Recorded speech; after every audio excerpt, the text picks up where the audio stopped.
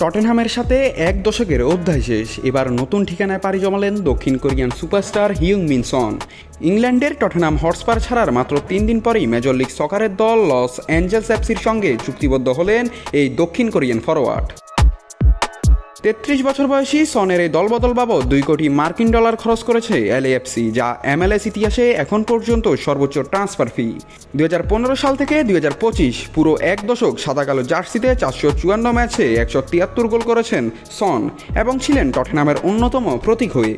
মঙ্গলবার আনুষ্ঠানিক চুক্তির পরপরই এলএএফসির ম্যাচ দেখতে গিয়েছিলেন তিনি। ম্যাচ চলাকালে জায়ান্টস কিনে তাকে দেখা গেলে উচ্ছ্বাসিত হয় পুরো স্টেডিয়াম। সন যেন ফিরে গেছেন নিজের ঘরে, কারণ কোরিয়ার বাইরে সবচেয়ে বেশি কোরিয়ানদের বসবাস লস অ্যাঞ্জেলসেই। এখানকার কোরিয়া টাউন থেকে এলএএফসির স্টেডিয়াম মাত্র কয়েক মাইল দূরে। এছাড়াও 2026 বিশ্বকাপ হবে যুক্তরাষ্ট্রসহ উত্তর আমেরিকায়।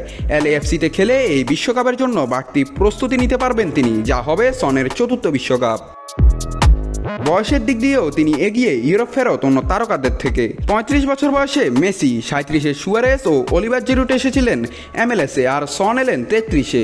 আর নতুন ক্লাবে তিনি এবার একত্রিত হচ্ছেন পুরনো সতীর্থ হুগো লরিসের সঙ্গে, যিনি ইতিমধ্যেই আছেন LAFC-তে। টটেনহাম থেকে লস অ্যাঞ্জেলস, সনের ফুটবল যাত্রার নতুন অধ্যায় শুরু হলো MLS-এ। ইতিহাস গড়া দলবদল, নিজের জাতিগোষ্ঠীর মাঝখানে, সামনে বিশ্বকাপ। এটাই হয়তো সনের জন্য সঠিক সময়, সঠিক জায়গা। নাত রাহুল, নিউজ না স্পোর্টস।